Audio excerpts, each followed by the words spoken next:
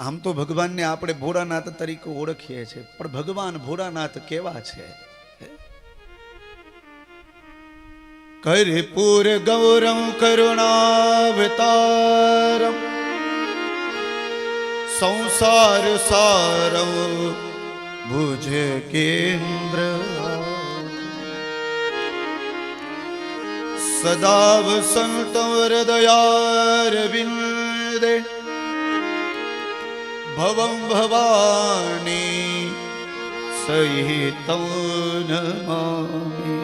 આ શ્લોક આપણે જ્યારે કર્પૂર આરતી કરીએ ને જ્યારે કપૂર પેટાવીએ ને ત્યારે બોલતા હોઈએ છીએ, પણ હકીકતે આ શ્લોક કપૂરનો નથી, આ ભગવાન શિવના સ્વરૂપનો છે. ભગવાન શિવ કેવા છે તો કે કર્પૂર ગૌરવ, જેવો કપૂરનું સ્વરૂપ છે ને એવા ભગવાન શિવ શ્વેત છે.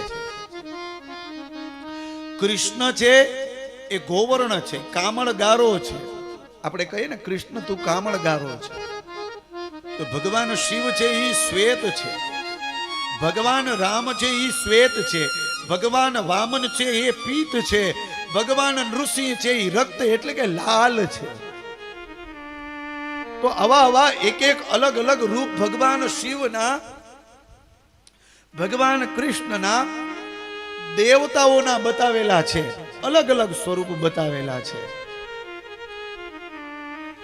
જેવું જે પરાક્રમ કરે એવો અવતાર ભગવાન ધારણ કરે છે ને એવું પરાક્રમ કરે છે.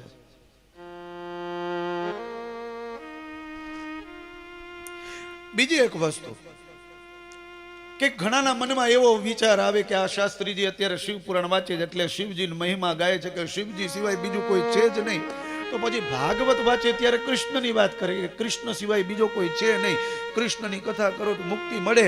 તો કોઈ વળી દેવી ભાગવત વાંચતું હોય તો એમાં દેવીનો મહિમા બતાવ્યો હોય કે દેવી સિવાય બીજું કોઈ શ્રેષ્ઠ નથી, તો દાદા અમારે શ્રેષ્ઠ કોને માનવું, કેની પૂજા કરવી, કયા ગ્રંથનું વાંચન કરવું, આવો મનમાં વિચાર આવે તો આવો એ વિચાર પણ તમારો દૂર કરી દો.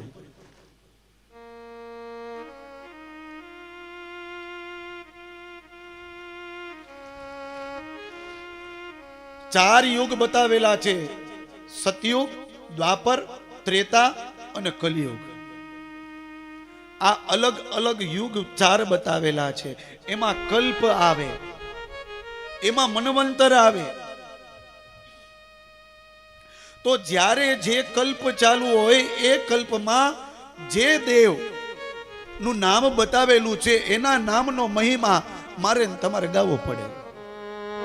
તમને સમજાય એ ભાષામાં કહું ને તો 5 વર્ષ સુધી મોદી સાહેબનું શાસન છે, તો આપણા પ્રધાનમંત્રી કોણ છે તો કે ઈ છે, એનું ગાન ગવાય છે, એનો મહિમા.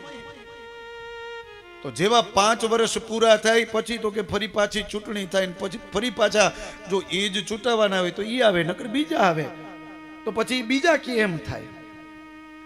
તો એવી જ રીતે જ્યારે જે કલ્પ ચાલતો હોય એમાં એ દેવતાનો માતમ હોય ને એનો ગ્રંથ રચાણો હોય, એનો મહિમા ગવાતો હોય, તો એ સમયમાં એ ગ્રંથની રચના થઈ અને એ ભગવાન શિવનો મહિમા ગવાણો, બસ એ શિવ પુરાણ.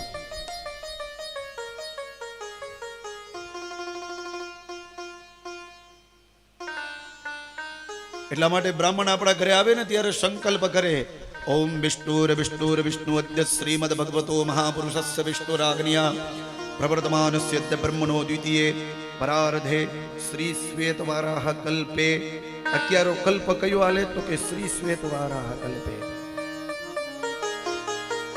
સપ્તમે વૈવસ્વત મન્વંતરે, વૈવસ્વત નામનો મન્વંતર અત્યારે ચાલુ છે. અને યુગ કયો ચાલે તો કે કલિયુગ. કલિયુગમાં પણ પહેલું ચરણ કલિયુગે, કલિ પ્રથમ ચરણે. આ બધું બ્રાહ્મણ આપણા ઘરે આવતા હોય ત્યારે બોલતા હોય, પણ ત્યારે આપણું ધ્યાન હોય.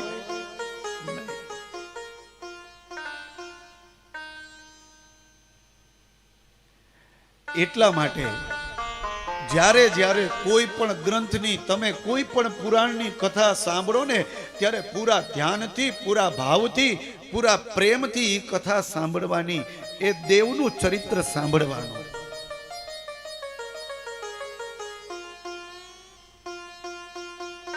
એટલા માટે શિવ પુરાણ જ્યારે તમે સાંભળો છો કે ભાગવત સાંભળો છો કે દેવી ભાગવત સાંભળો છો કે ગણેશ પુરાણ સાંભળો છો ત્યારે તમારું ધ્યાન સંપૂર્ણ કથામાં હોવું જોઈએ.